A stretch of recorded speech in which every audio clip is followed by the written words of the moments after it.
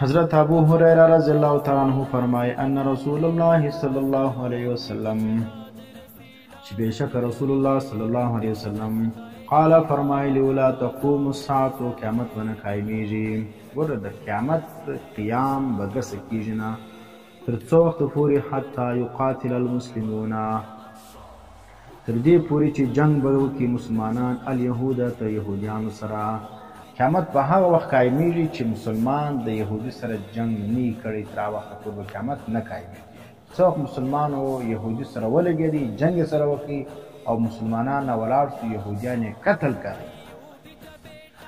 فیقتلهم المسلمون قتل وکړي دغه یهودیان سره مسلمانان حتی یقتدي الیهودي تر دې پورې چې پټ بسي یو یهودي معنی پر یهودیانو به د مځکه دومره قدر تنګه کړل سي مسلمانان به پسې ګرځي دا به قتل کوي نن خو یهودي په مسلمان پسې ګرځي قتل کوي لیکن یو وخت به داسې راسي چې یهودي به ځان پټي مسلمان به پسې ګرځي من وراء الحجر شاته تر ډبرې شاته تر درختي او تر ډبرې دی به څه کوي ځان پناه کوي او پټي به چې زه د مسلمان د وژلو څخه ځان بچاو کړم خو د الله فضل دی په دا وخت کې فیقول الحجر او الشجر درخته او دغه ډبره به ووایي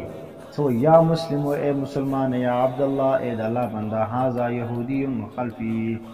دا یهودي دی زما شاته وینې دا درخته یا دا ډبره به د اواز وکړي چې مسلمانه دا یهودي زما شاته پټ دی فتعاله راسه فاقتله ویې وژنه الا الغرقدا هر درخته هر ډبره به اواز لګي دا یهودي د الله دشمن دی دا قتل کړه ولیکن په دنیا کې یو غرقد درخته چې کوم ده یا بوټی دا به څه کوي دا به یهودي ته پناه ورکوي او ځکه ته وګوره نن په اسرائیلو کې د غرقد درخته چې کوم ده دا هغه خلک د دې د شنه کېدو د دې د ترویجو کې دا چې کوم د هغه زیات تعداد کې دغه شنه کوي نو معلومه خبر ده چې دا چیشته ده د دې د بچاو ذریعه ده فإنه من شجر اليهود دا درخته د یهودیانو د درخت څخه یو درخته ده حضرت ابي امامه رضی الله تعالی عنہ فرمایي قال رسول الله صلی الله علیه وسلم فرمایلی رسول الله صلی الله علیه وسلم لا تزال طائفه من امتي على الحق همیشه به یو ډله د امت زما پر حق باندې وي همیشه به زما په امت کې یو ډله پر حق باندې ظاهرین لعدوهم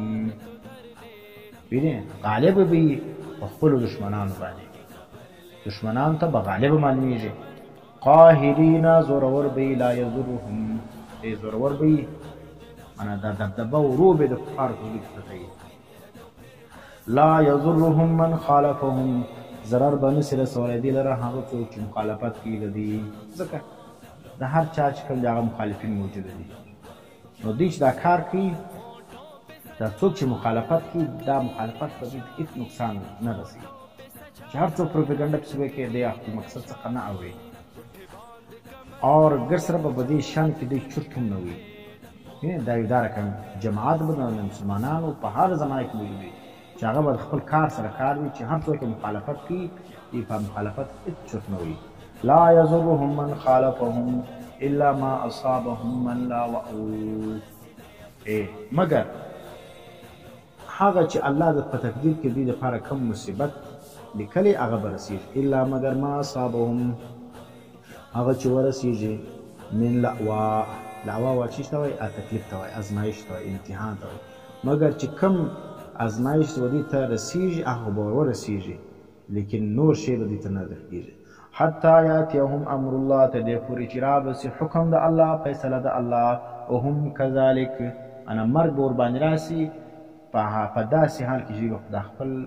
اقدام باندې پر دې خپل حق باندې به کلک ولاړ وي قالو دې ورته یا رسول الله ای د الله رسول و این هم دوی به چیرې وي دا کسان موږ چیرې پیدا کړو دا خو هر څوک وایي زه پر حق باندې یم زه هغه جماعت یم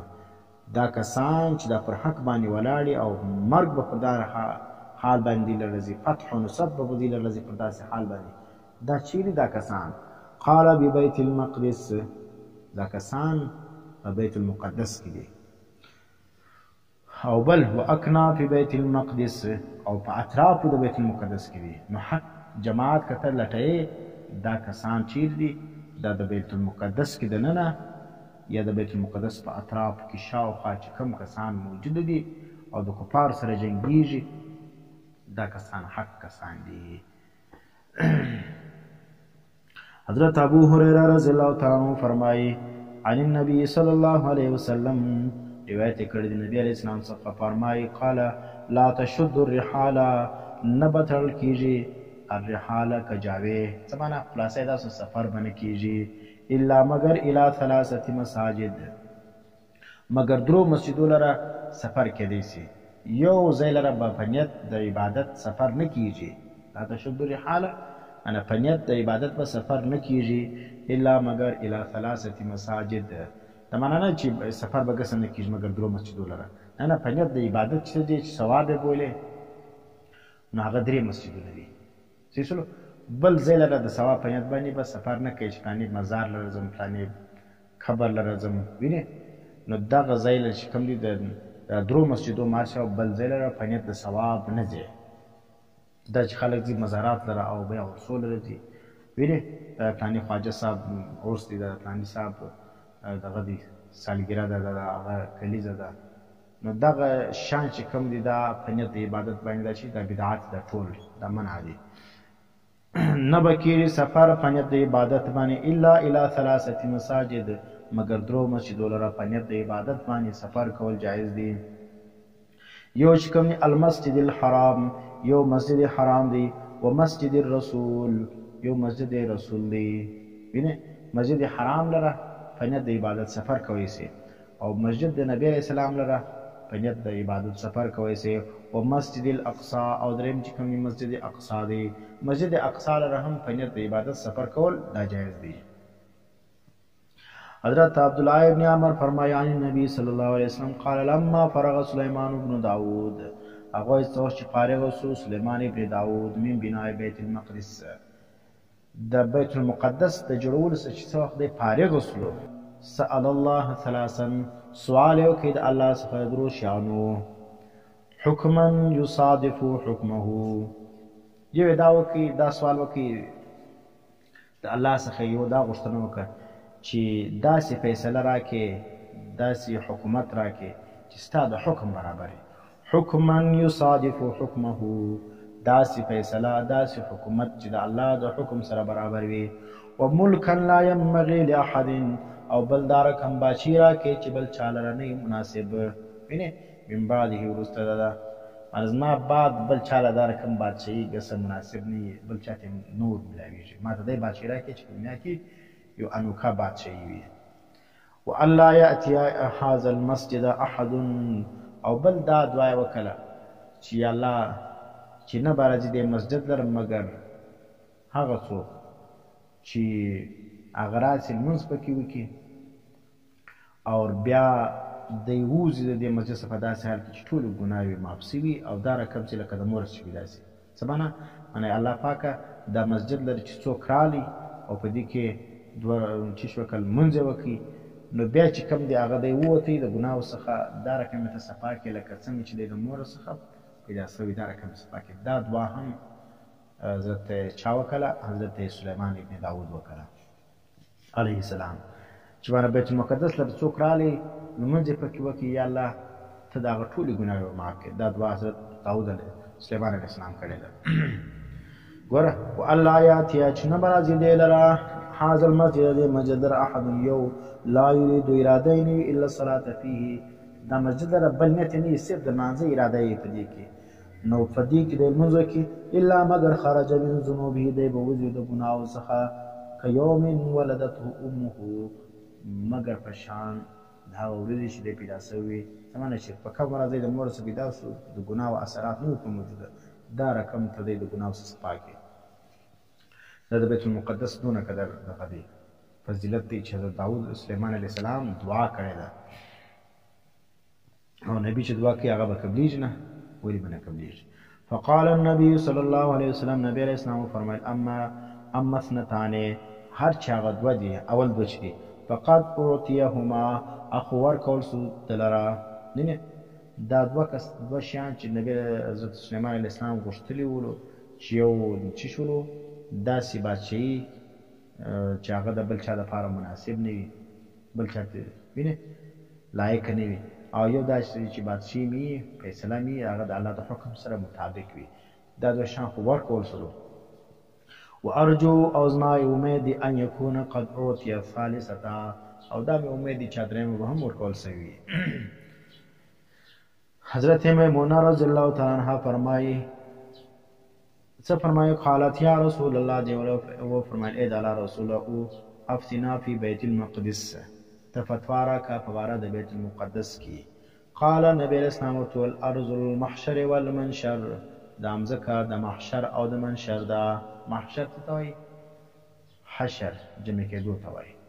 دا مزکه به ټول انسانان سره جمع کړي پر بیت المقدس په مځکه باندې به سوال و جواب کېږي. والمنشر ولاړ سي د بیت المقدس ته. نبي اسلام تاسو لاړ سئ بیت المقدس ته، فصلوا فيه لمونځ وکړئ په هغې کې، فإن صلاة فيه كألف صلاة. وینې نو تاسو په هغې کې لمونځ وکړئ، په دې کې یو لمونځ داسې لکه زر لمونځونه چې ته وکړې. فی غیرې په غیر د مسجد، په غیر د مسجد اقصا کې سړی زر لمونځونه وکړي، په بیت المقدس کې یو لمونځونه ثواب لري. قلت ما ورته ولاړی ته خبر راکړه ان لم استطیع، که چیرې ما طاقت نه درلودی، ان اتحمل الیه، چې زه سفر وکړم د مسجد اقصا لره. وینې ما ته دې که خبر راکړه دا خو هغه څوک دی چې هغه تللی سي او هلته ولاړ سي لمونځ پکې وکړي، او که چیرې چا طاقت نه ولو چې بیت المقدس ته ولاړ سي هلته لمونځ وکړي، اوس به دا ثواب څنګه میلاوي دی حاصلې. قال نبی علیه السلام فتهدي له زیتا، ته هدیه که وایستوه چې دي زیتن تیل واستوه.